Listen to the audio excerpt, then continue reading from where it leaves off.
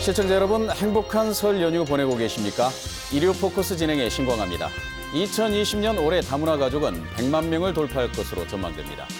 전남에서도 결혼하는 10쌍 가운데 4쌍은 이제 외국인과의 결혼일 정도로 다문화는 이제 시대의 흐름이 되고 있습니다. 그러나 우리 사회에서 다문화를 바라보는 시각은 얼마나 달라졌을까요? 결혼을 통해 우리나라에 정착한 외국인 여성들이 겪는 문제는 한국인 가정에서 볼 수 있는 것 외에도 매우 많습니다. 가장 시급한 문제는 역시 경제적 안정이겠지요. 설날을 맞아 일요 포커스에서는 전남의 다문화 가족 지원 대책을 중심으로 현장 전문가들과 토론해보는 시간 마련했습니다.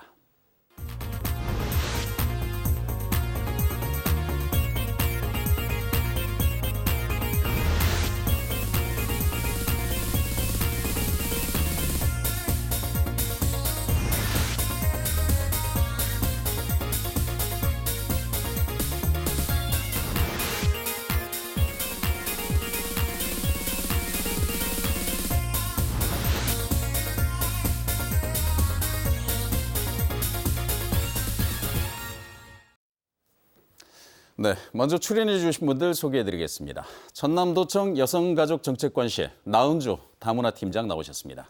안녕하십니까. 네, 어서 오십시오. 박미선 보성군 건강가족 다문화 지원센터장 함께하셨습니다. 안녕하십니까. 네, 반갑습니다. 김종식 전남 다문화 가족지원센터 협회 회장 출연하셨습니다. 반갑습니다. 네, 어서 오십시오. 김춘희 목포 다문화 가족지원센터 중국 자녀모임 대표 함께하셨습니다. 안녕하십니까. 네, 어서 오십시오. 예, 이렇게 네 분 이렇게 모시게 돼서 반갑습니다. 오늘 2020년 전남의 다문화 정책 지원 어떻게 할 것인가라는 주제로 토론해 볼 텐데 활발한 토론 기대해 보도록 하겠습니다. 먼저 이 2020년이라고 하는 시점이 중요한 것 같습니다. 그 새로운 또 10년이 시작이 되는 첫 해인데요. 2020년의 다문화를 바라보는 시각에 네 분 패널의 의견을 차례로 한번 들어보고 토론 진행해 보도록 하겠습니다. 먼저 우리 나 팀장님께서 먼저 말씀해 주시죠. 지금 우리 사회에는 일반 가족이나 한부모, 조손 가족, 미혼모 가족, 다문화 가족 등 여러 유형의 가족이 있습니다. 모두 소중한 가족인데요. 다문화 가족은 다양성 속에 존재하는 또 다른 우리라고 생각을 합니다. 이들에 대한 올바른 이해와 인정이 가능해지고 포용과 존중이 일상화되어 지역사회의 한 일원으로 정착된다면 우리 사회의 소중한 자산이 될 수 있을 거라고 생각합니다. 예, 포용과 존중 이 부분이 먼저 이렇게 받아들이는 측면에 이 배려가 좀 필요하다 이런 측면을 강조해 주셨는데요. 네. 박미선 센터장님 소감 한번 들어보겠습니다. 네, 우리는 전체 인구의 3%가 지금 외국인 주민이라고 하거든요. 가족 구성원 중에 이주민을 포함하고 있는 가정이 그렇지 않는 가정보다 지금 급격히 늘고 있는 상태이고 또 결혼을 통해 이루어지는 다문화 가족과 더불어 외국인 노동자의 수도 지역 내에서 증가하고 있는 현실입니다.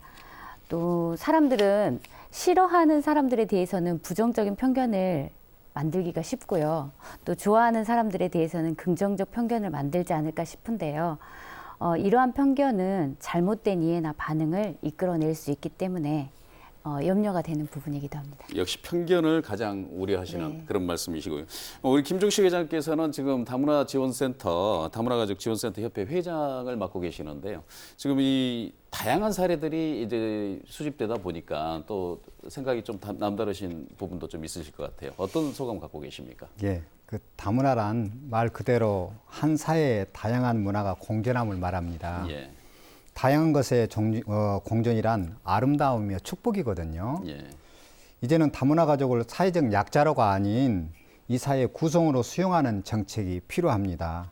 같이 하면 가치 있는 삶이 되고 가치 있는 사회가 될 것입니다. 무엇보다도 다문화 가족은 우리에게 다가온 선물이거든요. 선물은 행복 아닙니까? 네. 기쁨 아닙니까? 네. 그리 안아주시고 그리 함께 갔으면 좋겠습니다. 알겠습니다. 선물이고 그 선물을 받았으니 기쁨이고 그 행복을 위해서 같이 가야 된다라는 말씀이시고요. 우리 김춘희 중국 자녀모임 대표께서는 지금 이 목포에 사신 지 꽤 오래되셨죠? 네. 몇 년 정도 되신 것 같습니까? 예, 목포에 산 지는 한 10년 이상 됐고 네. 예, 한국 연지는 한 30년. 30년 되셨고 한 세대를 여기서 보내신 거네요. 네, 알겠습니다. 지금 그 다문화를 바라보는 시각 지금 그 많이 변했나요? 어떻습니까? 예, 많이 변했고 예전에는 편견이나 뭐 인식 개선으로 인해서 지금은 이제 소통의 단계로 왔다고 봅니다. 그래서 새해는 서로 인정하고 서로 존중하고 더불어 다 같이 잘 살아갈 수 있는 그런 한 해가 됐으면 합니다. 역시 그 소통이 중요하고 더불어 같이 살아갈 수 있는 이런 또 다른 10년이 시작됐으면 좋겠다. 이런 말씀 해주셨습니다. 그렇다고 보면 이제 2020년에 전남 다문화 정책이라고 하는 게 역시 중앙 정부의 노력도 필요합니다만은 지방 정부의 그 어떤 정책을 가지고 정책 기조가 흘러가느냐 이런 부분도 굉장히 관심사 아니겠습니까? 우리 그 나은주 팀장께서 전남의 다문화 정책 2020년도 방향 어떤 대책을 세우고 계시고 어떤 방향으로 좀 갈 것이다라고 한번 설명을 좀 한번 해주시기 바랍니다. 전라남도의 다문화 정책을 설명하기 전 네. 우리 이제 기본 통계에 대해서 간략히 한번 설명을 드려보겠습니다. 2018년 말 현재 결혼 이민자와 기여자 수는 11,800여 명으로 최근 5년간 약 5.9%가 증가했습니다. 네.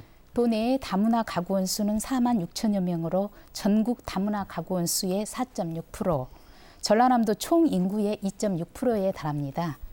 시도별 인구수 대비로 보면은 전라남도가 가장 높은 비율을 차지하고 있는데요. 네. 이 중에서 결혼 이민자의 국적을 보면 베트남과 중국, 필리핀, 일본 순으로이 되겠습니다. 네. 그다음 도내 다문화 가정 출생 현황을 보면 2018년도 한 해 동안 774명으로 도내 전체 출생아 수의 6.9%를 차지하고 있습니다. 이러한 각종 통계를 보자면 도내 인구수 대비 다문화 가족이 차지하는 비율은 점차 늘어날 것으로 예상을 하고 있습니다. 예, 지금 그 비중은 이렇게 데이터는 말씀을 해주셨는데 네네. 조금 전에 그 인구 대비 가장 많은 비중을 차지하고 있는 지자체 중에 하나고 네. 또 하나는 지금 이 증가율이 5.8% 정도 된다라고 하면 굉장한 급격히 높아지는 그런 단계 아닌가요? 네네. 어떤가요? 이제 그러다 보니 그렇습니다. 이제 그러다 보니 이제 전라남도의 다문화 정책 또한 네. 이러한 인구가 늘어나는 그 비율에 맞게 예. 이게 점차 내실화되고 또 현실에 맞는 정책이 펼쳐져야 될 걸로 생각을 하고 있습니다. 예. 전라남도 다문화 정책에 대해서 설명을 드려보자면은 우리 전라남도에서는 참여와 공존 후 열린 다문화 사회라는 비전 아래 3가지 목표로 해서 모두가 존중받는 차별 없는 다문화 사회 구현, 결혼 이민자의 사회 경제적 참여 확대, 다문화 가족 후 건강한 다문화 가족 자녀의 건강한 성장 도모로 설정하고 이 목표 달성을 위해서 4대 정책 과제를 수립하여 추진하고 있습니다. 알겠습니다. 예, 지금 그 나은주 팀장께서 이제 전남도의 기본적인 통계와 방향들을 설명해 주셨는데요. 김종식 회장께서 이렇게 좀 한번 보셨을 때 이런 정책들이 지금 지난해라든가 이런 부분들하고 비교해 봤을 때 좀 개선 내실화라는 표현을 나 팀장께서는 쓰셨는데 좀 늘어나거나 아니면 좀 확대됐다거나 이런 느낌을 받으십니까? 예. 분명한 것은 기존에 했던 방식들은 대부분 이제 말씀한 대로 한국 땅에 와서의 그 정착에 관한 이야기를 많이 정착에 관한 했었는데 얘기. 예. 실제적으로 이제 어느 정도의 정착의 프로그램은 안정적이라고 말할 수 있고요. 예. 그렇다면 이제 삶이거든요. 예. 삶은 경제적인 것이 분명히 따라야 될 부분인데 이런 부분에 있어서 이번에 이제 좀 많은 부분에 기여를 해 주실 것이라고 정책들에 대한 예. 부분이 있을 거라고 생각이 되고요. 예. 그런 부분에 깊이 좀 우리 함께 토의하는 일들이 좀 있어졌으면 좋겠습니다. 예. 알겠습니다. 예. 지금 이 박미선 팀장님께서 보시기에 지금 나 팀장님께서는 자립이라는 표현을 굉장히 많이 쓰셨거든요. 일단 그 다문화 가족 지원센터를 이렇게 운영해 보시면 실질적으로 이렇게 찾아오시는 이 다문화 가족들의 자립에 대한 요구라든가 욕구는 어느 정도로 보이십니까? 자립의 욕구는 있는데 네. 저희가 아직 경제적으로 많이 부족하다 보니까 다문화 가족들이 예. 그런 문제점이 있고요. 이제 취업에 대해서 많이들 궁금해하세요. 취업에 대해서요? 네. 네. 근데 그 팀장님이 말씀하시는 것처럼 올해 변화되어 있는 게 특수 목적 한국어잖아요. 네. 이 부분이 기존에도 저희가 한국어는 있었어요. 그렇지만 그 초기 정착에 도움이 되는 한국어였지 네. 취업이나 이런 데 한국어에는 좀 적합하지는 않았었거든요.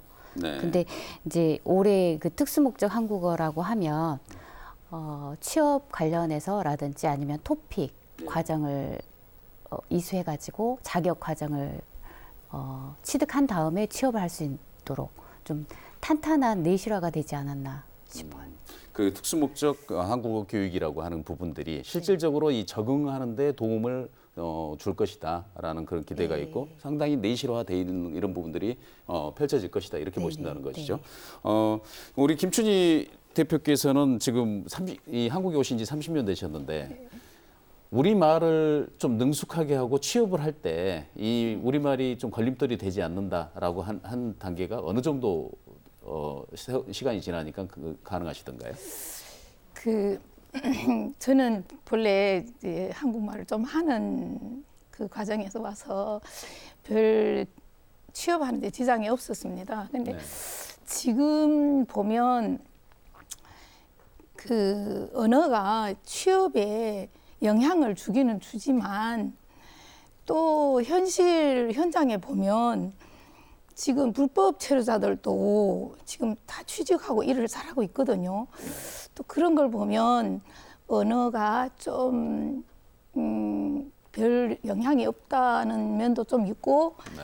언어 소통이 좀 잘 되면 좀 취직하기 좀 쉽고 솔직히 얘기해서 월급 같은 것이 좀 더 높게 받을 수 있는 그런 것이 있는 걸로 지금 저는 봅니다. 근데 지금까지 지금 방향의 얘기를 하면 지금까지는 한국 동화의 얘기를 많이 했어요. 근데 이후에는 이제 동화 후에 이 사람들이 이제 한국의 구성원으로서 이제 좀 창조적이고 좀 원동력으로 나갈 수 있는 그런 방향을 좀 모색해야 되겠다는 그런 생각을 저는 개인적으로 갖고 있고 지금 여기 이미 정착한 사람들이 향후에 사회 변화에 아주 중요한 요소가 될 수 있는 그렇기 때문에 좀 정책 방면에서 좀 유연성 있게 그런 정책이 좀 그 정책에다 좀 포커스를 맞추는 것이 좀 더 무게를 둬야 되겠다 그런 생각을 갖고 있습니다. 알겠습니다. 저희 일요 포커스에서도 대체적으로 1년에 한 번 정도는 이렇게 다문화에 대한 이야기를 나눠보거든요. 어느 정도나 변했고 그다음에 구체적으로 필요한 게 뭔지 이런 부분인데 2020년에 저희가 일요 포커스에서 선정한 다문화의 테마는 자립입니다. 경제적 자립을 의미할 텐데요. 지금 이 테마를 선택한 이유가 다문화가 시작돼 우리가 언론을 쭉 검색을 해보면 다문화가 시작이라는 용어가 본격적으로 등장한 게 2000년이거든요. 그렇다고 보면 20년이 흘렀고 지금 다문화 결혼 이주 여성들이 낳은 자제들이 지금 군대도 가고 지금 또 2세가 결혼을 하는 이런 단계가 돼 있기 때문에 이미 그 김춘희 대표께서 말씀하신 동화 단계는 넘어섰고 지금부터는 어떻게 이분들을 통해서 또 더 나은 미래를 설계를 하고 이분들이 어떤 기회를 줄 수 있을 것이냐 이런 부분들을 얘기하기 위해서인데요. 나 팀장님, 보면은 결혼 이주 여성들의 취업 현황하고 이런 부분들을 대체 취업률은 어느 정도로 좀 파악되어 있는 데이터들이 좀 있나요? 저희가 이제 전라남도 다문화 가족 지원 5개년 계획을 자료 작성을 하면서 이제 설문조사를 한 결과가 있습니다. 이제 결혼 이민자의 73%가 구직 활동 경험이 있고요. 현재 경제활동 하고 있는 자는 약 58%, 하지 않는 자는 41% 정도 되는데 조사 대상에 그렇다는 거죠. 경제활동 주요 사유를 보면 가족의 생계 유지, 그다음 생활비 지원, 자녀 학습비 보충 순이었습니다. 어찌 됐든 경제적 어려움 해소를 위해서 79% 정도가 사회활동을 경제활동을 하고 있는 실정입니다. 특히 그 취업 직종은 농림업 종사자나 농림업 종사자나 종사자 지위가 임시적 근로자가 가장 많았고요. 임시직이 많다는 거죠? 그렇죠. 그다음에 월 급여 또한 200만 원 이하가 한 70%죠. 65에서 70% 정도 상회를 했습니다. 근데 그런다고 치면 결혼 이민자의 경제 활동 분야가 한정적이고 근로 형태가 이제 불안정한 것으로 조사가 되었습니다. 그래서 이런 부분들이 조금 전에 이제 김춘희 대표께서는 언어의 문제는 아닌 것 같다라고 표현을 하셨고, 자, 그 센터에서 실질적으로 이렇게 지원 활동들을 하다 보면 이런 비정규직이라든가 임시직 일자리만 나올 수밖에 없는 그런 이유들이 있지 않겠습니까? 먼저 박미선 센터장님 네. 말씀해 주시죠. 네.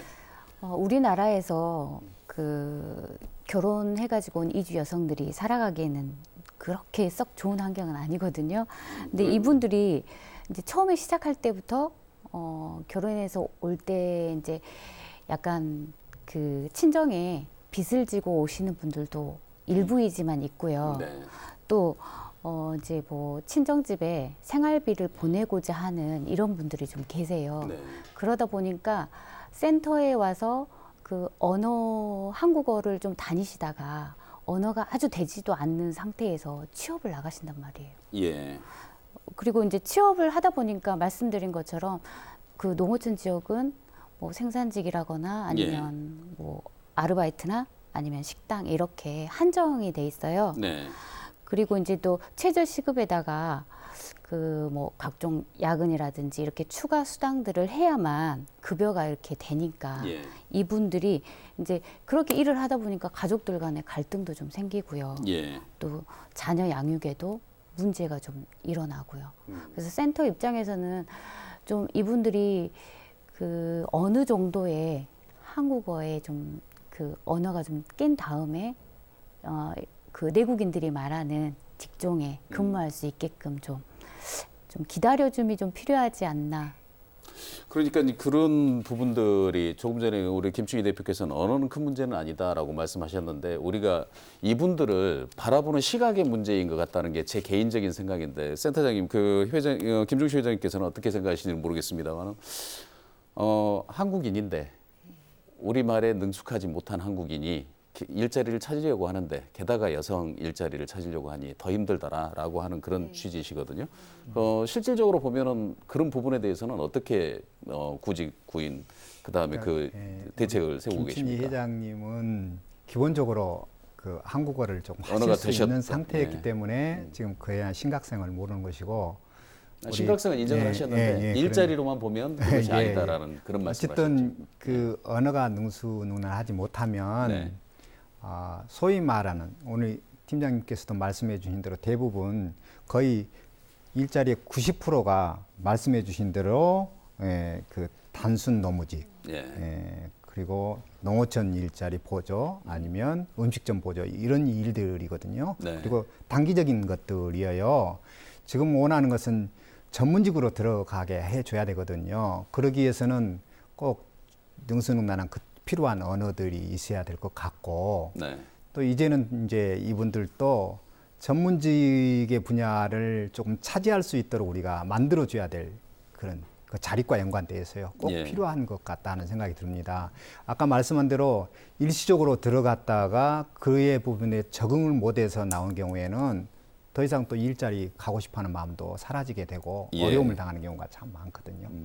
대체적으로 보면 결혼 이주 여성들의 학력들이 높다고들 학력은 많이들 높은 하시거든요. 편이 예.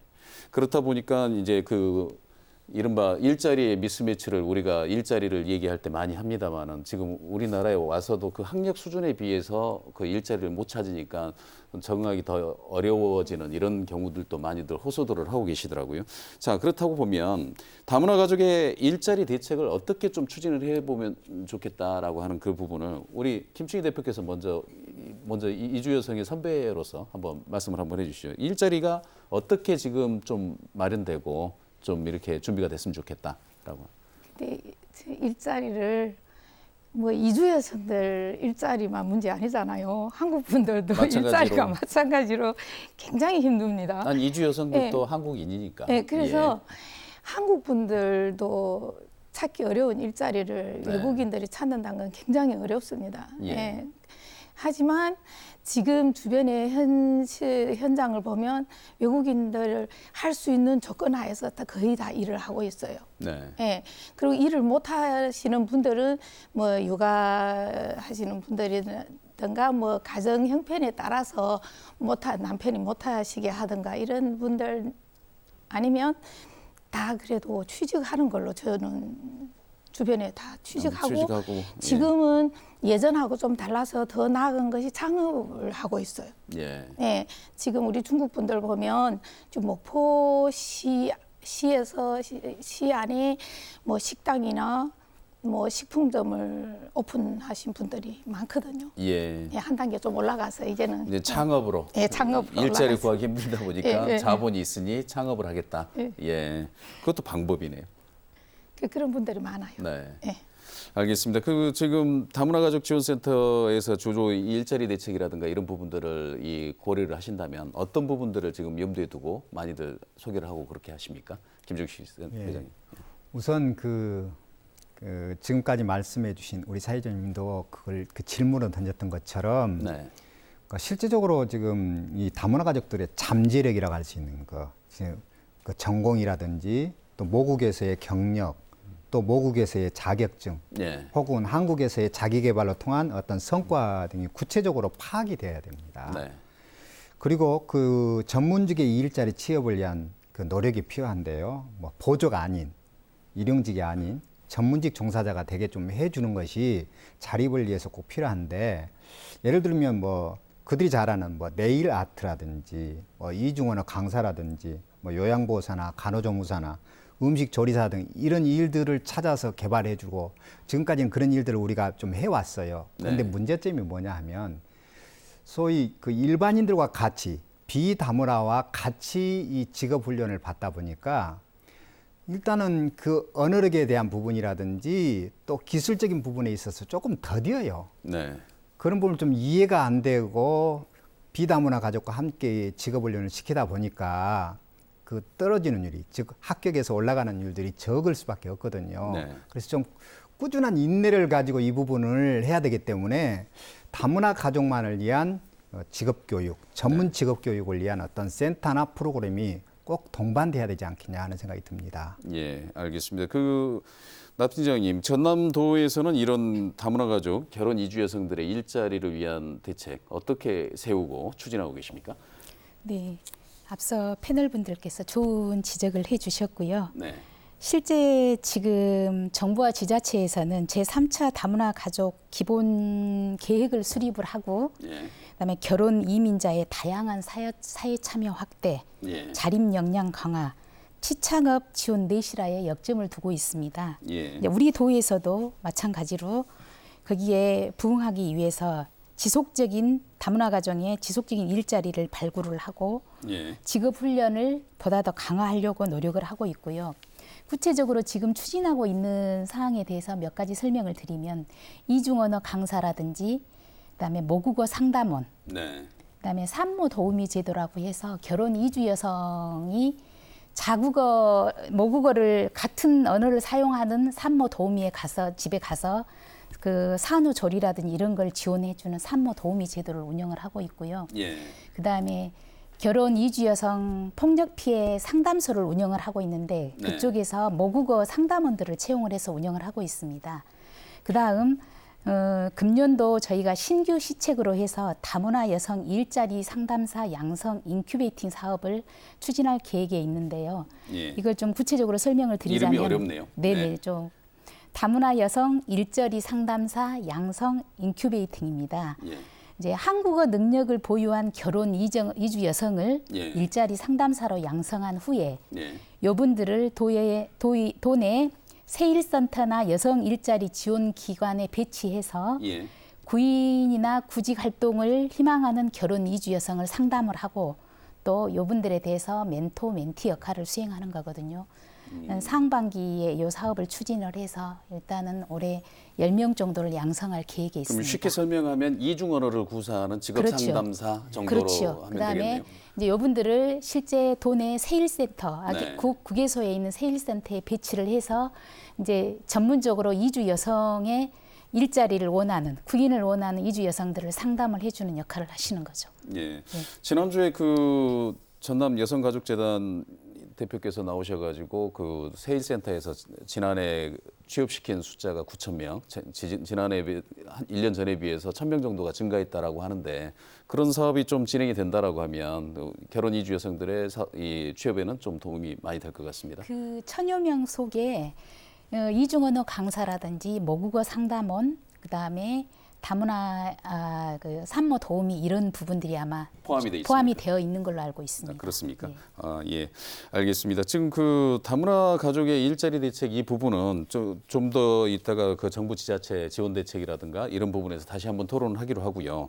지금 저희가 그 일자리에 대한 이야기를 하는 것은 결국은 그 결혼 이주 여성들의 직업적인 안정, 그 경제적인 안정이 우선이 돼야 가정이 안정이 되고 그렇다 보면 우리 지역사회에 연착륙하는 이런 부분들이 이루어지지 않겠습니까? 그래서 이제 말씀드리는 건데 역시 결혼 이주 여성들이 여성이시고 또 육아 이런 부분들이 있다 보니까 자녀들 문제 이런 부분들도 굉장히 심각한 것 아니냐 하는 그런 생각도 듭니다. 한국인들도 자녀가 통제가 되지 않는데 그 결혼 이주 여성들이 특히 일자리까지 하면서 이 자녀를 양육한다는 게 그런 만만한 일은 아닌 걸로 보입니다. 우리 박민선 팀장님, 그 센터에 오시는 분들을 사례를 보셨을 때 지금 그 다문화 가정 자녀의 교육 문제요 어떻게 보이십니까? 저희가 가장 염려하는 부분도 이제 저희 지역도 보면 이제 베트남 그 이주 여성분들이 난 아이들이 이제 초등학교에 많이 들어가요. 네. 그래서 그 지역의 어느 한 학교는 거의 90% 이상이 다문화 자녀들로 구성이 돼 있는 학교도 있을 정도로 농어촌의 경우요. 네. 그런 경우에 이제 저희가 가서 보면 부모님들도 취업 때문에 이제 아이들의 이 심각성은 아는데 그게 학교에서도 안 된다라는 거죠. 네. 왜 그렇죠? 학교에서도 네. 조정이라든가 부모님들이 이렇게 뭔가를 알려주고 싶은데 네. 학교에 오시지도 않고 네. 이제 유일하게 거는 희망이 센터를 그나마 이제 가족분들이 많이 이용을 하시니까 예. 센터에 도움을 많이 요구하세요. 예. 그래서 저희가 이제 해년마다 예비 학부모 교육이라든지 또 이런 걸 통하고 또 아이들을 대상으로 하는 교육도 이제 진행을 하고 있지만 어려운 게 일단은 그 말씀드렸듯이 언어가 주 네. 양육자인 엄마가 언어가 안 되다 보니까 아이들이 이제 제어하거나 컨트롤하는 데가 좀 어려움이 많다라는 거. 그러면 그 다문화 가족 지원센터에서 우리가 흔히 말하는 지역 아동센터의 기능도 함께 하는 경우가 있습니까? 그러니까 이거 자녀를 돌봄 서비스를 제공을 한다든가 어떤 이런 부분도 제공을 하는 경우가 있습니까? 이제 올해는 좀 확대가 될 것 같은데요. 네. 돌봄 서비스, 돌봄 교실처럼 확대가 될 것 같은데 저희 센터는 공동육아 나눔터가 있어요. 공동육아 나눔터요? 네. 그래서 이제 거기는 일반 가정이나 다문화 가정 아이들이 와서 같이 또 품앗이라는 개념으로 같이 이제 어우러져서 양육에 대해서 이야기도 나누기도 하고 도움을 받기도 하는데요. 이른바 육아 카페 뭐 이런 네. 형태로요? 네네. 네. 그래서 공동육아 나눔터의 도움을 저희 센터는 많이 받고 있고요. 네. 또 이분들이 초창기에는 일반 가정하고 그 서로 융합이 되지 않아서 예. 저희가 좀 염려를 했는데 이제 시간이 지나다 보니까 자연스럽게 또 통합의 의미를 저희가 이제 알 수 있겠더라고요. 예. 그래서 일단은 주 양육자인 부모님들이 좀 많이 노력을 해주십사 하시고 이분들이 뒤늦게 이제 그 고민을 하세요. 취업을 하기 위해서 이제 돈을 한참 벌다가 아이들이 어느 초등학교 정도 들어가니까 아 이게 언어 때문이구나라고 해서 센터를 다시 오시는 분들이 계세요. 다시 이제 언어에 배우겠다라고 배우겠다. 오시는데 예. 그게 이제 길게 가지 못하고 또 조금 하다 보면 경제적인 이유로 또 이제 취업에 나가시거나. 안타깝지만 악순환인 연속이네요. 예, 그래서 네. 그 고리를 끊어야 되지 않을까. 방법이 있다면 뭐 어떤 제안을 해드리고 싶으십니까? 그래서 이제 제가 곰곰이 생각해 본 게 그 센터의 한국어라든지 네. 이제 올해는 이제 토픽 과정을 저희가 운영을 해요. 네. 그러니까 이런 과정들을 통해서 2, 3년 정도는 한국어를 배우게끔 뭐 인센티브를 준다라든지 이렇게 하고 또 센터의 안에 보면은 정착 지원 패키지 프로그램이라고 해서 이주 여성이 내가 어떤 직종에 일하고 싶은지 나의 능력이 어떻게 되는지 이런 걸 또 감안해 가지고 뭐 사전 교육이라든지 이런 거 받아서 취업에 하면 네. 좀 도움이 되지 않을까. 예. 결국은 보면 사회복지하고 일맥상통한 부분이 이거를 이제 비용이라고 생각하면 한없이 투자가 비용이라고 생각하지만 투자라고 보면 사회적 기회비용을 줄이는 하나의 투자라고 생각한다면 얼마든지 투자를 좀 늘리고 확대를 해야 되는 분야가 아닌가 그런 생각이 듭니다. 김춘희 대표님, 지금 그 다문화 가정 자녀 지금 센터장님의 시각에서 한번 봤는데 직접 결혼 이주 여성 입장에서 보셨을 때 자녀 키우기 힘드셨죠? 예, 주변에 키우는 보면 지금 언어가 안 돼서 네. 예, 그런 것도 어려움도 많지만 지금 좀 심각하게 좀 어려운 것이 중도 입국 자녀예요. 중도 입국 자녀. 예. 중도 입국 자녀가 뭐 예, 어떤 개념인가요? 그것이 지금 그 이주 여성들이 본국에서 난 낳은 자녀. 아이들. 예. 예, 그 아이들이 자기 개인의 뜻이 없이 엄마를 따라서 이제 뭐 한국으로 온다 그거잖아요. 그래서 와서 예, 준비 없이 이제 학교에 들어가기가 어렵잖아요. 그래서 지금 진짜 학교 밖에서 맴도는 애들 한국 사회에 진짜 사각지대에서 갈팡질팡하는 그런 현상이 현실에 있습니다. 네. 그리고 다 그렇지는 않지만 그 일정한 자기 본국에서 성장해서 준비 없이 입국해서 자기 정체성도 혼란 있고 앞으로 진로나 그리고 또 여기 와서 경제적 어려움도 겪고 이러면서 다시 뭐 버티지 못해서 또 다시 본국으로 돌아가는 네. 그런 사례들이 있거든요. 예, 그래서 생각보다는 심각하다라고 하는 분들도 계시더라고요. 중도. 그래서 입국 제가 학생들. 그 제 생각인데 그것이 그 주변에 그런 사례들이 중국 여성들은 좀 이주 여성들 나이가 좀 많아요. 네. 그럼 많으면 그 중도 입국 자녀들이 많은 거예요. 예. 그래서 지금 그런 사례를 보면서 아 이게 진짜 그냥 넘어갈 일이 아니구나 심각하구나 해서 저도 그에 관심 많고 그 걔들이 여기서 잘 성장하면 진짜 나라에 진짜 소중한 인적 자원이 될 건데 그것이 지금 사회적으로 아직 좀 못 따라가는 그런 것이 있어서 네. 저도 지금 박사 논문을 쓰는데 논문 주제를 중도 입국 자녀 한국어 교육으로 지금 논문을 주제를 바꿔서 지금 쓰고 있거든요. 예. 그래서 좀 그 심각성이 좀 두드러지게 나타나는 걸로. 예. 알겠습니다. 네, 우리가 현실이, 뭐 네. 이렇게 좀 역으로 생각해 보면 될 것 같습니다. 우리가 7, 80년대 미국이라든가 선진국으로 이민 갔던 분들을 생각해 보시고 그다음에 이민 갔던 분들이 데리고 갔던 소위 말하는 1.5세대라고 하는 중도 입국 자녀 이런 정도로 시청자 여러분께서 개념 정리를 하시면 될 것 같고요. 근데 이 적응이 안 돼서 이제 고국으로 돌아간다든가 뭐 이런 부분이 어차피 그 친구들의 국적이 한국이 안 되는 그런 상태도 또 많이 발생을 할 거니까요. 예, 그래서 벌어지는 문제인데 우리 김종식 회장님께서 보셨을 때 이런 부분들 중도 입국 자녀라든가 학교 밖 아이들, 다문화 가정에서 학교 밖 아이들 대책이 있다면 어떤 부분들을 좀 주안점을 두고 세워야 될 것 같습니까? 예, 이 심각성에 관해서는 우리 도 차원에서도 그렇고 또 교육청 차원에서도 그랬습니다.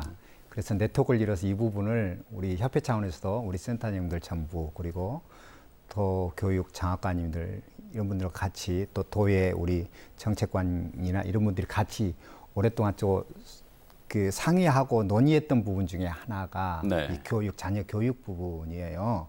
지금까지는 센터가 다문화 당사자들 문제였지만 이 자녀 문제가 심각하게 대두되기 시작해서 이 부분에 대해서 우리 도 차원에서 심각하다고 여기고 그 대책에 대해서 많이 논의하고 있는 중이고요. 네. 특히 말씀하는 중도 입국 자녀에 관한 건 고민은 우리 회장님 말씀하는 그런 정도로 심각한 문제로 좀 대두되고 있습니다. 네.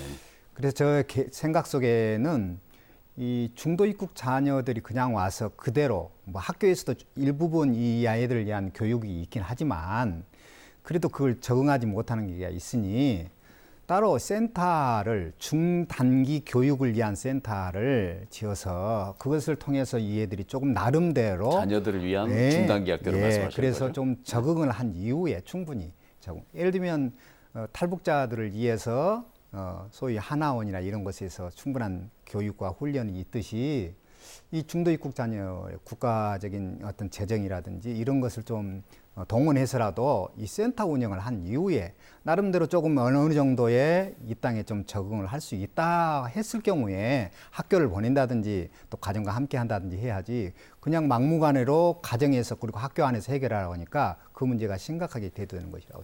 기왕에 우리가 이런 문제가 나왔고 자녀들의 이야기가 나왔으니까 우리가 이제 다문화 자조 모임을 좀 강화해 보자라는 측면에서 한번 이야기를 좀 나눠보는 게 어떨까 싶습니다. 지금 다문화 가족 지원 센터라는 것이 지금 시군마다 다 있는 것이죠. 예, 시군마다 다 만들어져 있을 정도로 이제 다문화가 일반적이 됐고 거기마다 또 자조 모임이라고 해가지고 각 출신 나라별로 이런 이 출신 모임들이 있습니다. 자, 그러면 이 자조 모임을 통해서 조금 전에 말했던 우리 그 자녀의 언어 문제, 교육 문제 이런 부분들을 좀 풀어갈 수 있지 않을까 그런 생각이 드는데 어떻습니까, 김충희 대표님? 지금 현재 중국 모임을 사례로 한번 말씀해 주신다면요. 네, 중국 모임을 제가 한 10년 이상 지금 이끌고 나가는데 네. 예전에는 센터에서 지원이 있어가지고 그 지원을 가지고 그냥 한 달에 한 번씩 모여서 네. 그 중국 음식 같은 거 해서 먹고 서로 얼굴 보고 뭐 정보 같은 거 나누고 이랬는데 그것이 시간이 길면서 보니까 별 효율적이 뭐 없는 것 같기도 해서 예. 작년부터 그 사회적 기업 네. 우리 여기 지금 나와 있는데 들어가기 전에 제가 먼저 얘기를 해도 되는지. 아니요, 지금 그 얘기를 하고 있습니다. 예, 지금 왜 이런 말씀을 드리냐면 결과적으로 보면은 이 우리가 지금 현재 하고 있는 토론이 큰 틀에서 보면 다문화 가족의 자립 아니겠습니까? 이제 이런 부분들을 얘기하다 보니까 역시 공동체에서 시작을 해야 되니까 저희가 봤을 때 자조 모임이라고 하는 것이 지금 뭐 이미 정착하고 있는 다문화 가족이 리더가 돼가지고 또 추가로 오신 분들을 이 초기 적응을 돕는 이런 개념 아니겠습니까? 예, 그렇다고 보면 그 방금 말씀하신 그 사회적 기업으로 확산되는 그런 거는 매우 바람직한 것 아닌가 하는 그런 생각도 드는데 어떻습니까? 네, 그래서 작년부터 이제 사회적 기업하고 연관을 해서 네. 앞으로 목표를 사회적 기업으로 해서 좀 성장해 나가자 그런 취지로 이제 지금 모임을 하고 있는데 일단 사회적 기업이라는 것이 나라 정부하고 연관되는 일이라 저 생각은 이제 사람이 일단은 돼야 뭘 하잖아요. 사람이 모여야. 아니 그게 그게 아니고 아니에요? 이 사람이 뭐 말하면 질 사람의 질이 돼야 뭘 그 일을 하든 추진할 간에 수 있는 추진할 수 역량이 있는 사람이 그래서 되어야. 지금 예. 역량 강화나 지금 그 적극성이나 책임감이나 이런 그 역량 강화 과정을 작년 1년을 가지고 오고 또 그 멘토링을 1차적으로 끝냈고 예. 사회적 기업에 대한 일터를 끝냈고 그래 지금 인원들을 이제 그 적극성 있는 사람만 신청을 전부 받았는데 이제 적극성 있는 사람들만 들어온 거예요. 그래서 지금 그 사람들 강화 교육을 해서 사회적 기업 쪽으로 좀 자조 모임을 그러니까 사회적 기업화 기업화 연관시켜서 하신다는 거죠. 그래서 그걸 이제 총적으로 그 중도 입국 자녀들 무료 뭐 상담이나 진로의 뭐 이런 여러 그 코디네이트 예. 역할을 하려고 지금 그렇게 방향을 그렇게 잡고 나가고 있어요. 그러면 사회적 기업인데 그 중도 입국 자녀라든가 자녀 교육에 대한 부분에 저 사회적 가치를 두고 이제 집중적으로 그 기업을 설립하시는데 주력을 하시겠다라는 것이죠. 근데 사회적 네. 기업인데 그래도 또 뭐 기본 뭐 창출이 있어서 네. 뭐 운영을 할 수 있는 운영비랑 이런 것을 좀 마련할 그런 계획도 있어요. 예, 수익 모델은 있어야 되겠죠. 네, 기업이니까요. 그래서 네. 알겠습니다. 지금 지금 목포 전 시군에 이 사회 다문화 가족 지원 센터가 다 있다고 했으니까요. 회장님께서 지금 현재 이런 자조 모임들이 운영되고 있는 사례 어떤 방식으로 운영이 되고 어떻게 지원이 이루어집니까? 일단 자조 모임은 그 22개 시군의 그 센터마다 다 이렇게 조직이 되어서 활동을 하고 있는 건 분명한 사실이고요. 그 말씀해 주신 대로 어떤 데는 활성화되고 있고 또 그에 대한 어떤 성과 면에서 네. 두드러게 나타나지 않은 것이 있기 때문에 또 자조 모임을 좀 약화시키는 데도 있는데 저는 화성군에 속해 있으니까 예. 화성군에 같은 경우는 작년에 그 군 예산으로 네. 특별히 자조 모임을 활성화시켰어요. 그러니까 그 각 나라가 자조 모임으로 모임이 만들어지면 군 예산을 적극적으로 지원해서 그 모임, 아까 말씀드린 대로 활성화를 시켜 놨더니 우리 10개 나라가 자조 모임이 만들어졌고 우리 센터에 등록한 회원이 기존에는 한 250명 정도 됐었는데 560여 회원으로 늘어났어요. 560명. 예, 그렇게 그 성과를 봐서 올해는 더 확대시키는 이 자조 모임에 대한 부분을 확대시키고 진행해야 되겠다. 그 방법은 그거예요. 실제적으로 이 자조 모임에서 있을 사업이나 또 그 어떤 프로그램들 전부 그 자조 모임에서 의견을 내놓고 단 직원은 보조자 역할을 해주고 네. 거들어주는 일, 법적인 일이란 이런 것들에 대해서 해주고 그 자조 모임을 잘 자기들끼리 활성화하게 만들었더니 그게 실제적으로 센터하고 연관지어서 그 부정적이었던 분들까지 다 긍정적으로 돌아섰고 또 그뿐만이 아니라 실제적으로 이 자조 모임을 통해서 우즈벡이나 네. 키르기스탄이나 이런 그 이름도 잘 알려지고 소수인 그분들까지 다 참여하는 예. 그런 성과를 거둬냈거든요. 예. 이제 2단계라고 하면 아까 말씀한 대로 이제 그 자조 모임에서 그 자녀들의 문제도 심각성도 알고 있고 네. 또 취업에 관한 문제도 알고 있기 때문에 더 이런 부분에 좀 공을 들여서 좀 올해는 좀 진행하도록 한번 유도해 볼 계획입니다. 그렇게 진행하고 유도하실 때 실질적으로 그 센터에서는 이 자조 모임에 어떤 예를 들면 경제적 지원을 하고 계신다든지 아니면 어떤 뭐 인력 지원하신다든지 뭐 특별히 지원하시는 건 어떤 방식으로 지원하십니까? 분명한 것은 그냥 어떤 재정적인 지원을 하는 게 아니라 네. 그들 나름대로 사업 계획서를 제출하게 하고 예. 또 똑같이 어떤 지출하는 방식도 우리 센터에서 하는 방식처럼 하되 충분히 자립성을 주고 또 자발적으로 할 수 있도록 하는 것에 대한 지도 정도만 우리 센터에서 각 직원들이 나라마다 담당 직원을 두어서 네. 보조하는 일을 하고 있습니다. 예. 그렇군요. 알겠습니다. 지금 보성에서는 어떻게 운영하고 계십니까? 저희는 지금 3개 결혼 이민 여성은 3개 자조 모임이 있고요. 예. 그다음에 남편분들이 2개의 자조 모임을 가지고 계세요. 네. 이제 남편분들도 가지고 예. 그러다 보니까 이제 저희 이주 여성들은 필리핀 쪽은 아이들 교육 쪽으로 좀 많이 하시는 것 같고요.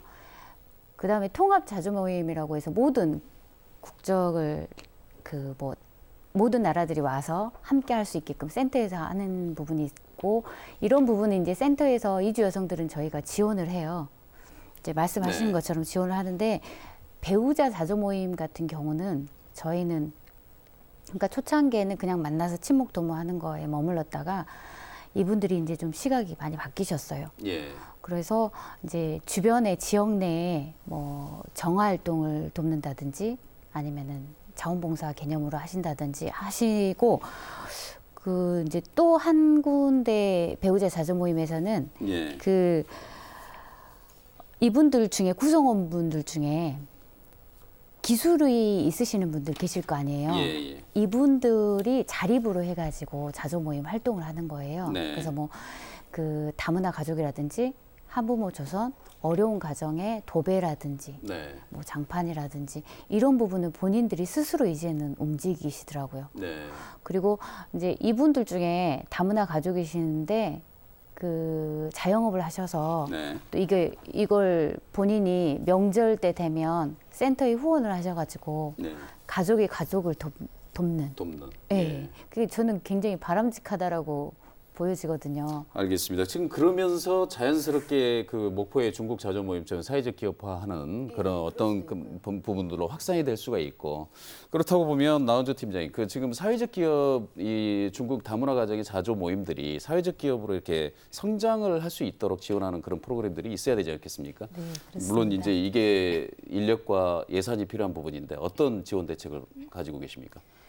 중국 그 자조 모임 대표님께서 말씀해 주신 것처럼 네. 이제 다문화 가족의 자조 모임이 이제 사회적 기업이라든지 예비 사회적 기업이나 사회적 기업으로 발전하기 위해서는 험난합니다, 길이. 네. 쉽게 말하면은 이제 창업에서부터 예비 사회적 기업이나 사회적 경제 기업으로 진입할 수 있도록 하기 위해서는 아이템 발굴에서부터 시작해서 법인을 설립을 해야 되고요.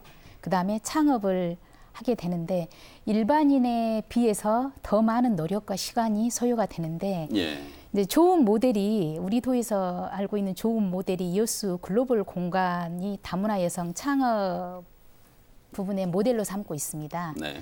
저희 도에서는 이 다문화 여성의 사회적 기업 육성을 위해서 이제 전문 컨설팅 업체를 선정을 해서 요분들이 이렇게 창업 아이템을 발굴을 하고 맞춤형 교육을 통해서 우리가 예비 사회적 기업이라든지 사회적 기업으로 발전하기 위해서 노력하고자 합니다. 네. 그다음 이 창업을 위해서는 어떻게 보면은 사회공헌사업과 연계해가지고 다문화 여성의 초기 창업에 필요한 시설 투자나 장비 구입에 대한 예산을 일부 가지고 있습니다. 네. 그래서 금년도에 이제 각 시군 센터를 통해서 아마 홍보가 되겠지만 그때 한번 가능성이 있는 다문화 여성들을 좀 추천을 해주시면 우리가 전문 컨설팅 업체를 통해서 사업 아이템을 발굴을 하고 1:1 맞춤형 컨설팅을 해서 네. 한번 다문화 사회적 기업으로 육성할 수 있도록 한번 준비를 해보겠습니다. 네. 또 기업하고 연결을 해서 지금 그 꼭 이거를 뭐 시군이나 전라남도가 다 책임질 일은 아닌 것 같고 그렇죠. 기업의 이제 사회적 책임을 다하는 기업들을 좋은 기업들하고 연관 지어서 조금 전에 그 여수 사례도 비슷한 그런 경험을 갖고 있는 우리가 기업이던데요. 도내에 보니까. 있는 이제 그 삼성전자라든지 네. 이런 한전 이런 것과 연계해서 기업에 보면은 사회공헌 사업이 있습니다. 네, 네. 거기에서 우리가 이제 좀 후원을 받는다든지 이렇게 해서 다문화 여성들의 창업 아이템이 가능성이 있는 아이템이다 하면은 요분들의 그 지원비를 네. 굳이 도나 시군의 보조금이 아닌 이렇게 사회공헌 사업하고 연계해서 추진할 수 있는 방안도 있더라고요. 네. 그게 그렇게 이제 해서 결국은 기업의 사회적 책임을 다하고 그런 차원에서 이제 좀 그 지원해 볼 계획입니다. 예, 그 예. 계속 그런 프로그램들을 육성을 할 수 있도록 하는데 문제는 방금 나 팀장님이 말씀하신 대로 지금 그 김충희 대표님이 어려움을 호소하신 대로 기업을 만들어낸다라고 하는 게 아주 인적 영역, 내적인 역량이 성장되지 않는 그런 부분들을 끌어올리는 이게 가장 중요한 부분 아닌가 하는 그런 생각이 좀 드네요. 그 저희가 논의해야 될 부분들이 굉장히 많은데 지금 이제 그 벌써 시간이 다 돼서요.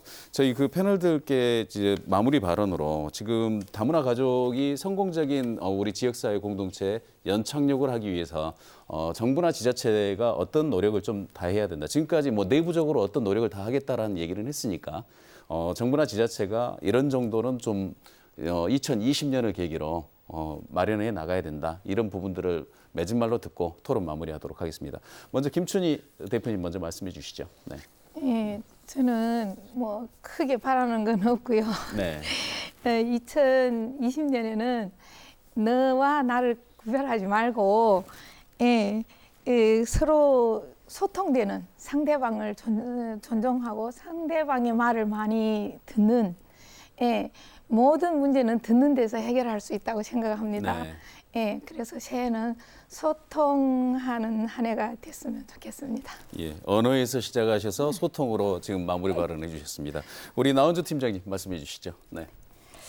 최근 이제 심각한 인구 감소와 출산율 저하로 해서 우리 어려움을 겪고 있습니다. 우리 도내에서는 다문화 가족의 안정적인 정착이 전남의 미래와도 연관이 되어 있다고 생각을 하고 있는데요. 우리 도에서는 모든 다문화 가족이 지역사회 능동적인 사회 참여의 주체로 자리매김할 수 있도록 지원을 아끼지 않겠습니다. 우리 사회 각계각층에 계신 분들과 도민들께서도 다문화 가족이 건강한 사회 구성원으로 성장할 수 있도록 많은 관심과 배려를 해주시면 감사하겠습니다. 네, 알겠습니다. 박미선 팀장님, 센터장님 말씀해 주시죠. 네. 예, 저는 기본이 가족이라고 생각하거든요. 그래서 네. 가족이 든든히 설 수 있도록 다양한 가족을 바라보는 시선에서 다름을 인정하되 차별하지 않고 존중하는 것. 또 다문화 가족들이 힘을 얻고 잘 정착하고 자립할 수 있도록 바른 이해와 관심을 또 넓고 깊이 있는 시민 역량이 필요할 때라고 생각합니다. 또 센터가 여러분을 돕는 창구 역할을 잘 해나갈 수 있도록 지지와 관심을 부탁드립니다. 알겠습니다. 마지막으로 김종식 회장님 말씀해 주시죠. 예, 그 토끼와 거북이 경기를 잘 아실 것입니다.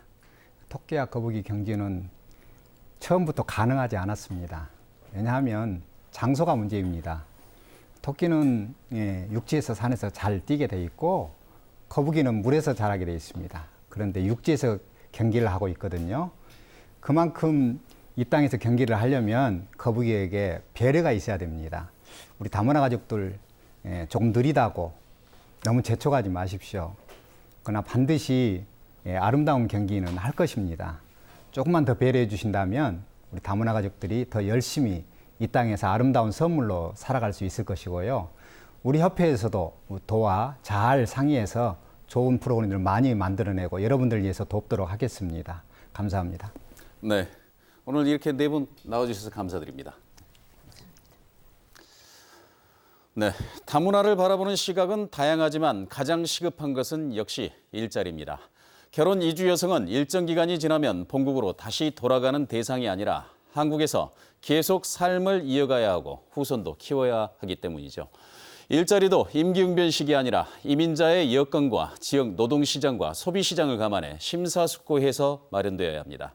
물론 이 과정에서 다문화 가족 지원센터 등 결혼 이주 여성들에 대한 역량 강화 교육도 시급합니다.